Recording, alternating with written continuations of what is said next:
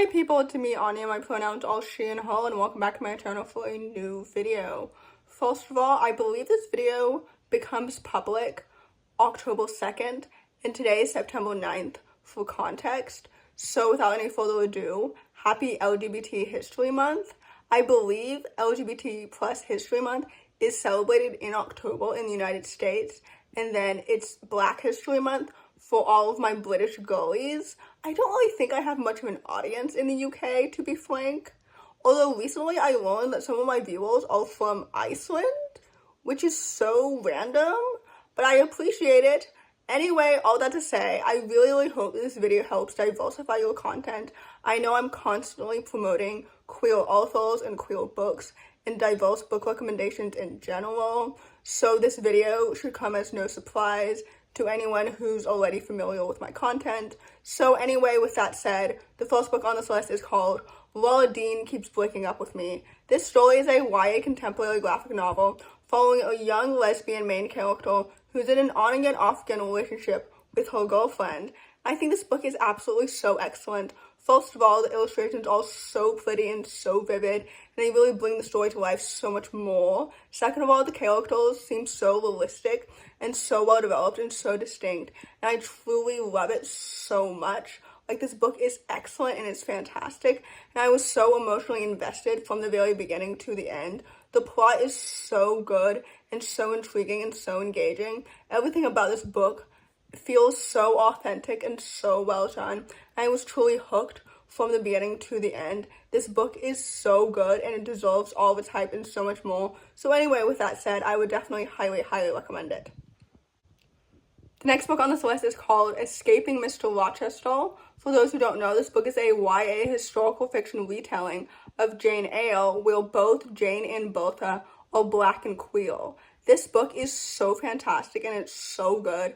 I really enjoyed it. As someone who really enjoyed Wide Sargasso Sea when I reread Jane Eyre in my senior year of college, I thought this book did the depiction of Bertha so well, because I've always imagined Bertha from the original Jane Eyre story as a black woman, so to see her as a black woman in this book felt so authentic, and the plot and everything was so good, and the sapphic romance between the two leads was so well done and so good. This book is excellent and it pays homage to the original tale so well, while also making like a new original refreshing story too. Like, this book is excellent and it's so good and so awesome. I love the chemistry between them. I love the plot and the characters, and everything about this book is so fantastic and it's so good. So anyway, with that said, I would definitely highly recommend it.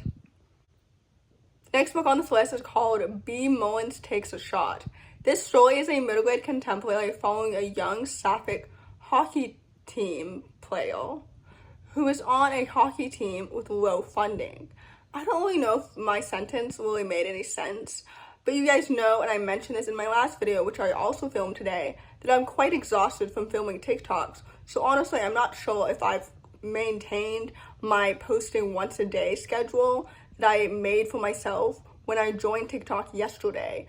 But anyway, all that to say, this book is excellent and it's so much fun and it's so lighthearted, and I loved the sports elements and the sapphic romance and the friendships and the family dynamics and the characters and the plot and everything about it. This book is literally so much fun and it's so good and it's so excellent from the beginning to the end. Like, everything about this book is so good and it's so much fun and it's just so awesome and it's so underrated.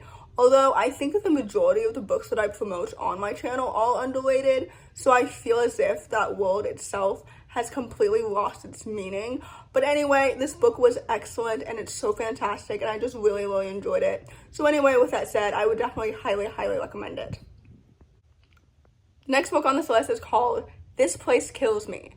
This story is a YA historical fiction, and I believe it's set in the 80s, but basically it follows this young Sapphic main character at an all-girls boarding school where one of her classmates is killed, but it's ruled off as a suicide, but she doesn't think that's what actually happened.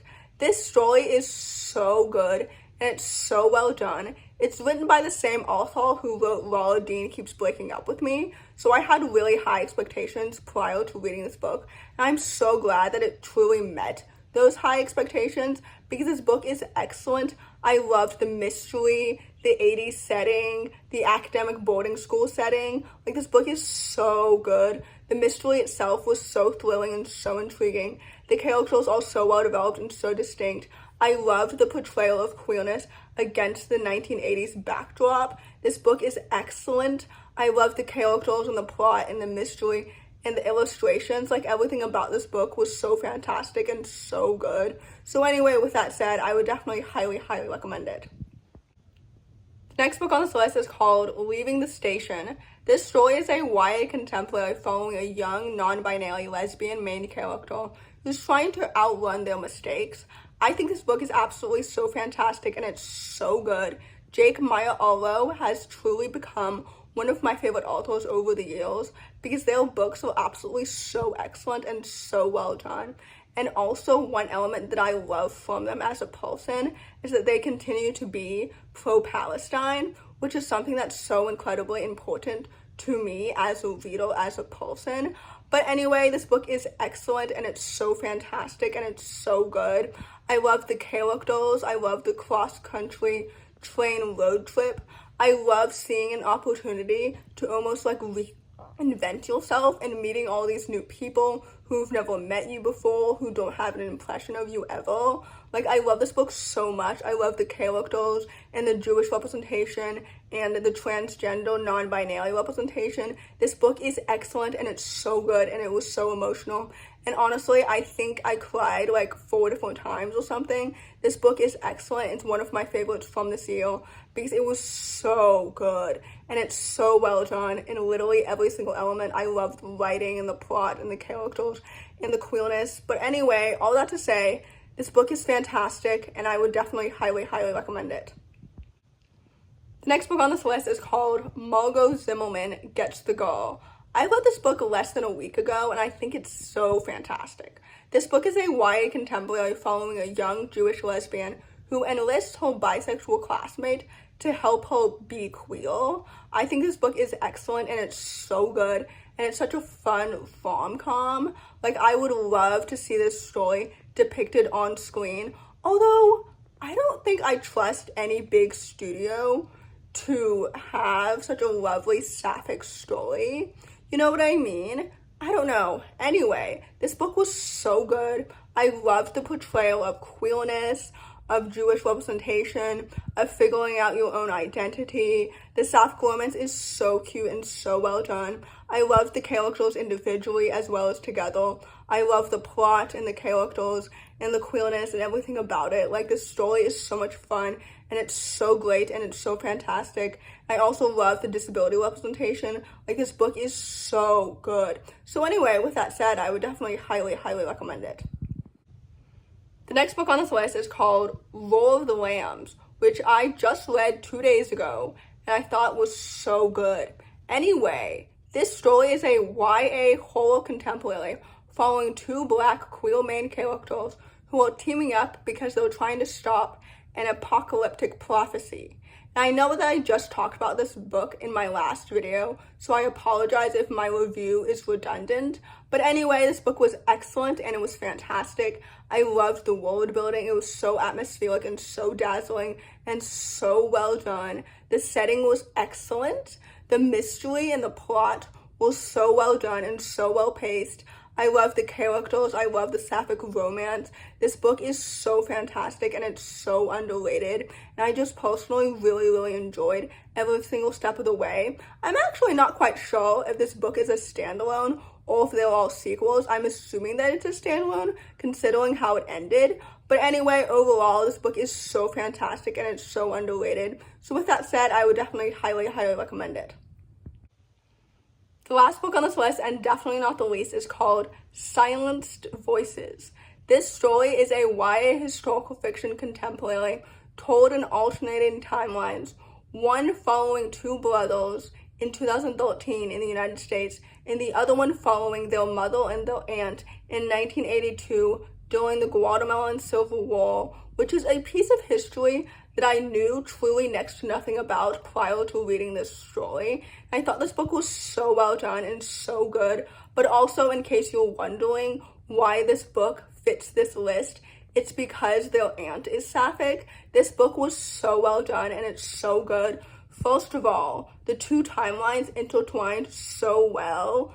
Like, this book is so fantastic. I loved the plot and the characters and the family dynamics, and everything made so much sense with each other. Like, I loved it so much, and the portrayal of Guatemalan history was done so well, and it reminded me of like other genocides that are currently happening right now, particularly in Palestine. This book is excellent and it's fantastic.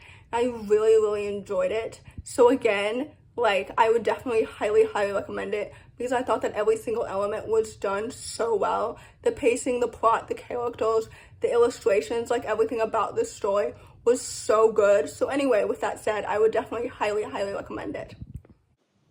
So in conclusion, as you can probably tell, I am losing steam. So that's fun. But anyway, that just means that I must take some rest. And this video is going up in October, so I'm clearly super ahead. So anyway, in conclusion, if you enjoyed this video, please don't hesitate to give it a big thumbs up. Comment down below the strawberry emoji if you made it all the way to the end of my video. Thanks for watching and subscribe to my channel if you're new. And I'll see you in my next video. Bye!